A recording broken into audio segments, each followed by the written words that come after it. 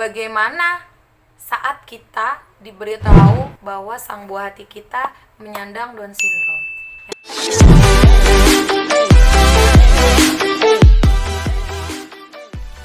Assalamualaikum warahmatullahi wabarakatuh. Hai semuanya. Nah, ketemu lagi dengan aku Umi dari Almizan. Nah, di video kali ini aku lagi pengen banget nih berbagi ilmu dan sedikit sharing tentang apa sih itu Down syndrome. Suka bertanya-tanya nggak sih buat kalian yang tidak dianugerahi anak-anak spesial ini, apa sih Down syndrome itu? Nah, jujur aja meskipun basicku adalah seorang bidan, tapi di peran ini aku lebih banyak lagi mencari tahu, lebih banyak belajar lagi tentang apa itu Down syndrome. Karena alhamdulillahnya aku sendiri yang dititipkan anugerah terindah ini. Nah, suka bertanya-tanya ya, Down syndrome apa? Down syndrome itu, kita langsung aja ya ke penjelasannya.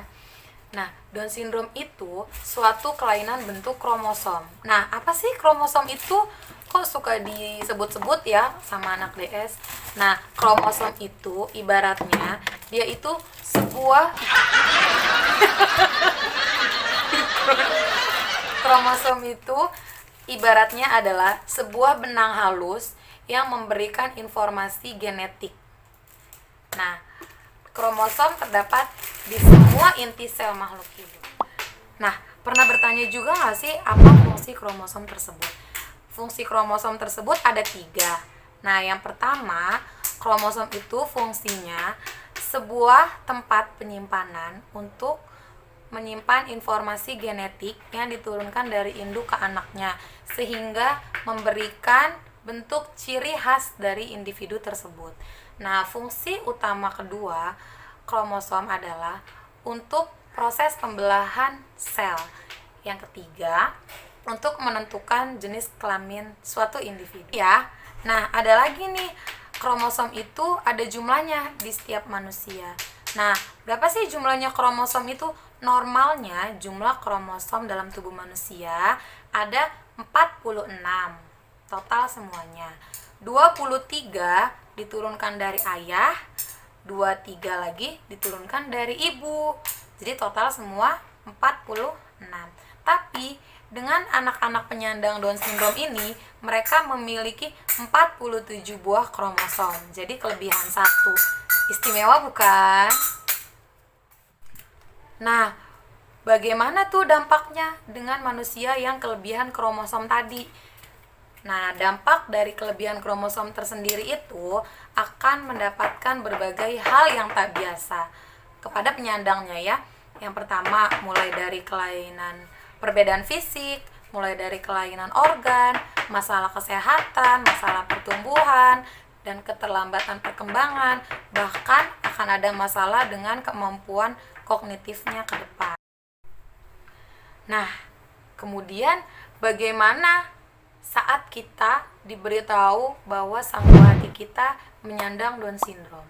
Yang pertama, berilah waktu kepada perasaan kita, kepada hati kita, ungkapkan apa yang ada di hati kita yang mengganjal, lalu berdamailah dengan perasaan itu. Yang kedua, belajar menerima dan berbesar hati dengan ikhlas, menerima keadaannya dengan ikhlas dan memberikan rasa kasih sayang yang besar kepadanya. Yang ketiga, kita harus mulai mencari berbagai macam informasi mengenai Down syndrome. Yang keempat, lakukan pemeriksaan kesehatan kepada anak buah kita secara lengkap, terutama terkait dengan penyakit penyerta yang selalu dialami oleh penyandang Down syndrome. Yang kelima, berilah pengertian kepada pasangan kita. Jadi kita harus saling mengerti dan berilah pengertian kepada terutama saudara kandung dari pasangan kita mengenai anak Down syndrome kita. Yang keenam, bergabunglah dengan komunitas yang berhubungan dengan komunitas Down syndrome. Lalu libatkanlah diri kita secara aktif dalam komunitas tersebut. Selanjutnya, kita harus mendatangi klinik tumbuh kembang anak untuk kita menstimulasi anak kita sedini mungkin agar setiap tumbuh kembangnya kita pantau dan kita bisa melatihnya sedini mungkin. Itu lebih baik. Nah, pada akhirnya bersyukur adalah jalan wajib yang harus kita tempuh. Karena ketika kita bersyukur, maka kita pasti akan bahagia. Bukan begitu, Al-Mizan? Nah, selanjutnya, apa sih penyebab kelebihan kromosom ini? Sebenarnya, para peneliti juga belum bisa memastikan apa penyebab kita melahirkan anak-anak Down syndrome. Tapi para peneliti juga memiliki keyakinan faktor-faktor yang meningkatkan resiko ibu melahirkan dengan anak Down syndrome. Salah satunya adalah usia ibu. Usia ibu lebih dari 35 tahun itu sangat memiliki resiko tinggi melahirkan anak dengan Down syndrome. Kenapa? Karena di usia 35 tahun itu sel telur itu sudah semakin tidak bagus produksinya, sehingga akan mungkin terjadi pembelahan sel yang tidak baik. Ya, karena usianya sudah tua ya, sudah 35 tahun ke atas. Yang kedua, faktor karena melahirkan anak Down syndrome sebelumnya. Jadi ini faktor keturunan. Menurut peneliti, kita bisa melahirkan anak Down syndrome yang selanjutnya karena genetik tadi. Yang ketiga, itu jarak kehamilan. Ibu hamil yang memiliki jarak kehamilan yang sangat jauh akan meningkatkan resiko melahirkan anak Down syndrome selanjutnya. Karena apa? Kembali lagi karena faktor usia ibu yang melahirkan anak jarak yang sangat jauh itu pasti akan mendapatkan usia ibu hamil yang sudah tua juga.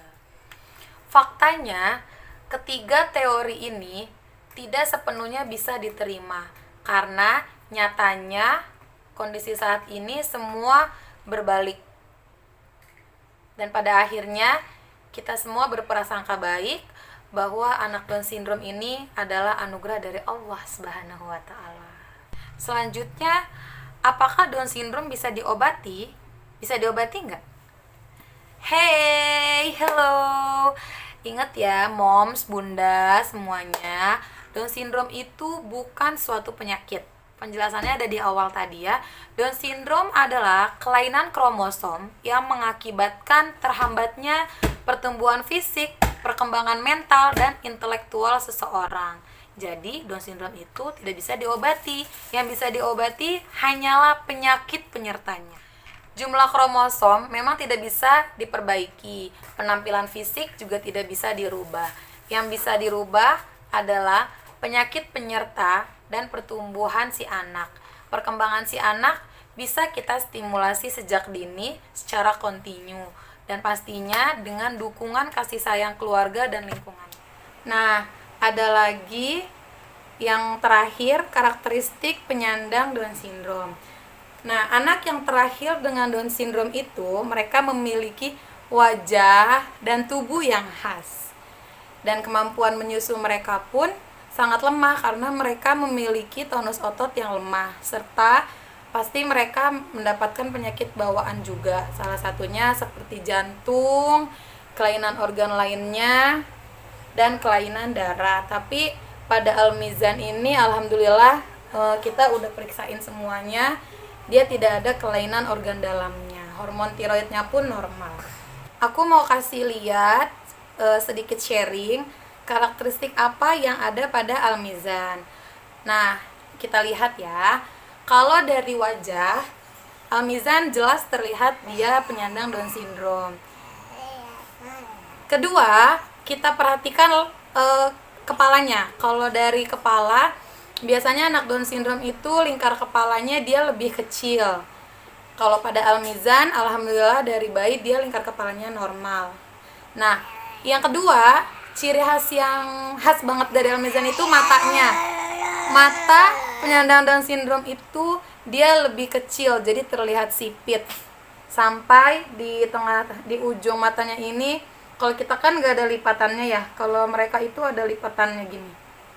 Jadi jarak mata kanan kiri itu sangat jauh. Itu ada pada Al-Mizan. Yang ketiga, hidung, lubang hidung kecil sehingga mereka itu suka dibilang hidungnya pesek, kayak Al-Mizan nih pesek, tapi tetap cakep kok Zan. Mulutnya. Terus yang ada pada Almizan lagi, mulutnya kecil, sehingga udah mulutnya kecil, lidahnya mereka ini panjang dan lebar. Makanya anak-anak Down syndrome itu kebanyakan suka mangap-mangap dan suka menjulurkan lidah. Coba lihat kalau Almizan lidahnya, lihat Umina, mana lidahnya sayang? Oh, Almizan dari bayi sampai umur 2 tahun itu sering banget ngejulurin lidah, tapi sekarang karena udah dilarang, alhamdulillah berkurang. Dan sering aku pijit-pijit area rahang sini juga nih. Ini membantu menguatkan otot area rahangnya, jadi supaya lidahnya itu nggak sering menjulur keluar, bikin respon dia lebih kuat sama lidahnya. Belum selesai. Terus yang ada pada Almizan lagi, kita lihat ke tangan. Kalau tangan kita kan begini ya, panjang. Kalau Almizan dan anak Down syndrome lainnya itu mereka tangannya pendek-pendek, jarinya bantet-bantet. Tuh bantet ya, mungil-mungil. Terus kelingkingnya mereka itu agak bengkok. Kalau kita kan lurus, nah mereka bengkok. Ini ciri khasnya mereka. Dan lebih khas lagi, mereka itu ada garis tangannya itu 1. Kalau kita 3, mereka itu 1. Ini yang dibilang simian Grace. Di sebelah sini juga sama, kanan kiri. Ya, jelas ya tuh. Tapi meskipun Almizan seperti ini, dia tetap ganteng di mata orang tuanya. Coba lihat, gantengnya nak. Nah, karakteristik yang tadi semua aku sebutin itu nggak semua anak-anak penyandang Down syndrome mengalami ya. Jadi ada yang enggak. Mungkin aja yang ada sama Almizan nggak ada di anak lainnya. Ada juga yang di anak lainnya ada, di Almizan nggak ada. Oh ya, sama telinganya Almizan juga letak rendah. Yang sebelah kanan normal, sebelah kiri dia lebih kecil. Ya, jadi kalau kita perhatikan, jadi kayak jingkek gini kan. Cuman kalau sekilas enggak, jangan gak kelihatan mukanya. Bersyukur, tersenyum, dan melangkahlah dengan penuh doa. Carilah komunitas yang membuat kita nyaman di dalamnya. Galilah informasi sebanyak-banyaknya tentang bagaimana dan apa yang akan terjadi dengan anak sang buah hati kita ke depannya.